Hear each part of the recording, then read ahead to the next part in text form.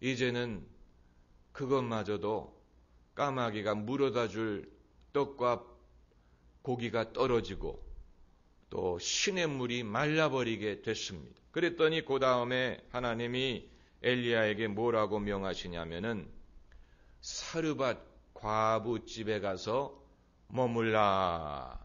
그러니까 까마귀가 물어다 주는 음식을 먹는 것도 힘든 일인데 그 다음에는 더 힘든 일을 시키셨어요. 하나님의 인도를 받았더니 힘든 곳에서 더 힘든 곳을 가게 되더라는 것입니다. 여러분, 이럴 때도 있습니다.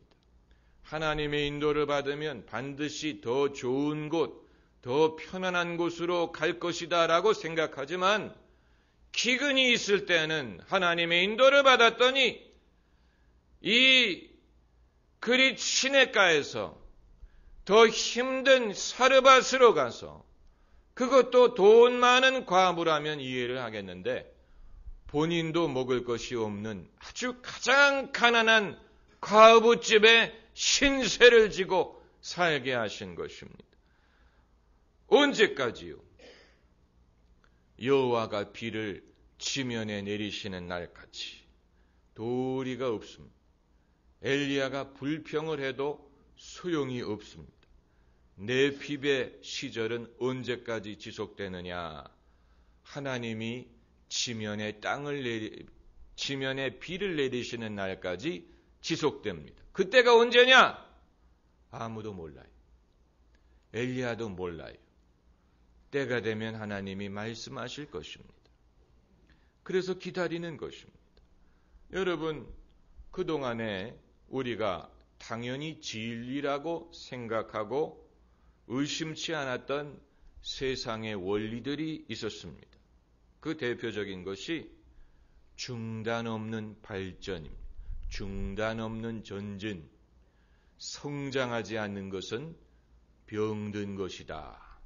그래서 좀 더 많이, 좀 더 빨리, 좀 더 크게, 좀 더 편안하게 이런 것을 우리는 당연하게 여기고 우리의 권리로 여기고 이것을 요구했습니다. 그래서 정치인들은 국민 소득이 늘게 해주겠다.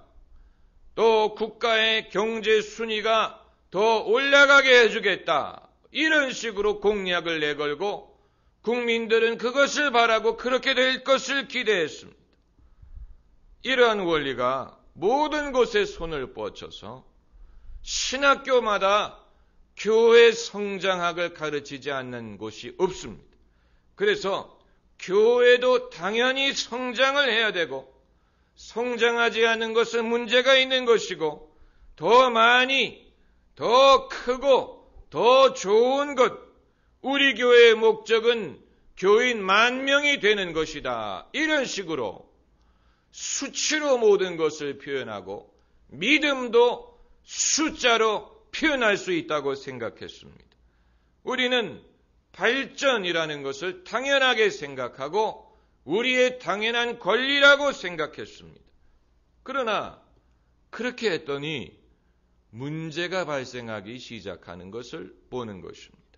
환경이 오염되고 기후가 바뀌고 자원이 고갈되고 부자는 더 부자가 되고 가난한 사람은 더 가난하게 되고 그래서 중국 사람들이 마이카 시대가 되면 전 세계의 모든 석유를 갖다 써도 부족하게 된다고 합니다.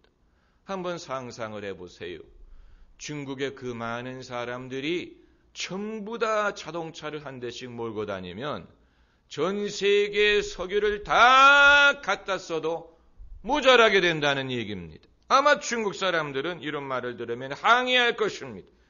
지금까지 당신들은 그런 혜택을 누렸으면서 이제 우리가 그것을 가지려고 하니까 이제 와서 왜 브레이크를 거느냐. 그들의 말이 일리가 있습니다. 그들의 말이 일리가 있습니다. 그러나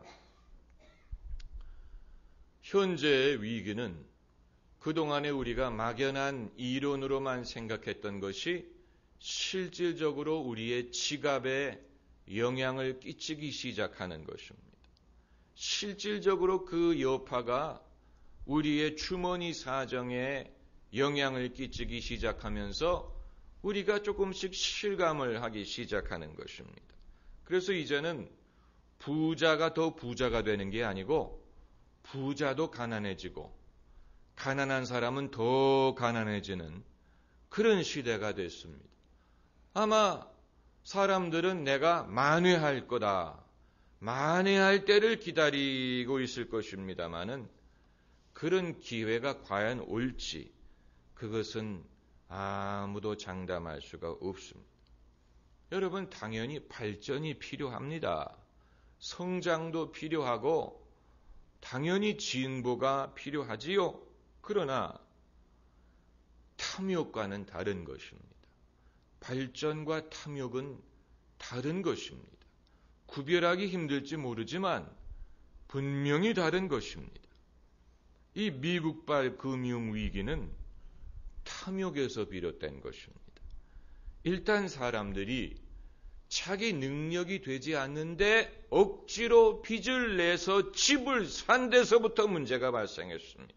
사람이 자기가 버는 만큼 써야 되는데 자기 능력이 되지 않는데 자기 능력에 벗어나는 집을 갖고 싶으니까 빚을 얻어다가 집을 샀어요.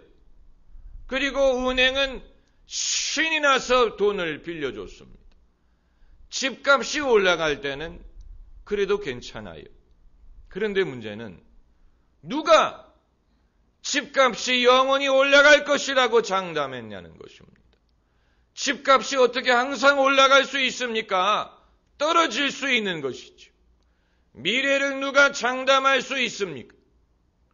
야고보서 4장 13절에 들으라, 너희 중에 말하기를 오늘이나 내일이나 우리가 아무 도시에 가서 거기서 1년을 유하며 장사하여 일을 보리라 하는 자들아, 내일 일을 너희가 알지 못하는도다. 너희 생명이 무엇이뇨? 너희는 잠깐 보이다가 없어지는 안개니라. 너희가 도리어 말하기를 주의 뜻이면, 이게 열쇠입니다. 주의 뜻이면 우리가 살기도 하고 이것저것을 하리라 할 것이거늘 이제 너희가 허탄한 것을 자랑하니 이러한 자랑은 다 악한 것이라. 여러분, 세상 사람들 자랑하는 것 많지요.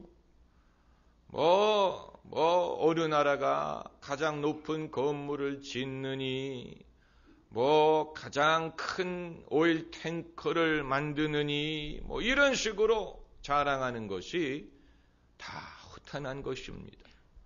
그래서 일단 짓고 나면 소유주가 바뀌지 않습니까?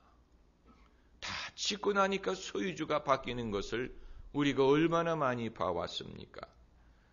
이것은 저의 개인적인 생각일 수도 있지만 요즘에는 자기가 노력해서 부를 창출하는 사람도 있지만 남의 성공에 편승해서 돈을 벌려고 하는 사람도 많습니다. 남의 성공에 편승해서 돈을 벌려고 하는 사람들, 스스로는 아무것도 생산하지 않고 팔고 사는 것을 통해서 차익을 남기려고 하는 사람들이 너무 많아요. 그것이 주식이든 땅이든 채권이든 건물이든 자기는 아무것도 생산하지 않고 팔고 사는 것을 통해서 차익을 남기려고 하는 사람들이 너무 많은데 이렇게 해서 형성되는 부는 거품과 같습니다. 내가 무엇을 만들어가지고 무엇을 생산해가지고 가치를 만들게 되면 그건 거기에 대한 근거가 있습니다. 그 가치에. 그러나 차익에서 비롯된 돈이라는 것은 거품과 같아가지고 easy come, easy go. 쉽게 오는 것은 쉽게 가게 돼 있어요. 돈을 쉽게 벌려고 생각하니까 쉽게 떠나가는 것입니다. 우리는 엘리야의 경험을 통하여 하나님의 섭리를 배우고 또 믿음의 사람의 본을 볼 수 있습니다. 하나님이 엘리야에게 그리 시냇가에 가라 하니까 거기 가서 까마귀가 물어다주는 음식을 먹고 사르밧에 가서 과부의 도움을 받으라 하니까 남자의 자존심을 꾹 참고 가난한 과부에게 신세를 지는 믿음의 사람을 봅니다. 사도 바울은 말하기를 나는 부에 처할 줄도 알고 가난에 처할 줄도 안다고 했는데 이제는 우리가 가난도 처할 줄을 배워야 되는 시대입니다. 언제까지 우리가 부만 익숙해지려고 합니까? 아마 여러분 중에는 나는 교회에 위로의 말씀을 들으러 왔는데 도대체 위로라는 것은 찾아볼 수도 없고 굶어 죽으라는 얘기냐? 그건 이방인입니다. 예수님 말씀에 너희는 무엇을 먹을까 마실까 입을까 염려하지 말라. 이 모든 것은 이방인들이 염려하는 것이다. 하나님이 우리가 필요한 것을 아십니다. 그리고 위로가 되는 얘기입니다. 하나님이 언제까지 엘리야에게 그렇게 하라고 했습니까? 나 여호와가 지면에 비를 내릴 때까지. 그게 위로의 말이에요. 하나님이 다시 비를 내리시는 날이 온다는 얘기입니다. 할렐루야. 하나님이 다시 비를 지면에 내리시는 날이 옵니다. 언제인지는 말씀하지 않아요. 언제인지를 섣불리 그것을 추측하려고 할 수 없습니다. 엘리야도 그것을 몰랐어요. 선지자 엘리야도 그걸 몰랐어요. 그때가 되면 알려주실 것입니다. 다 이유가 있어서 이렇게 하시는 것입니다. 그리고 그때까지 기다리고 그때가 되면 하나님이 다시 지면에 비를 내리셔서 땅이 싹을 내고 열매를 맺게 하실 것입니다. 기도하십시다.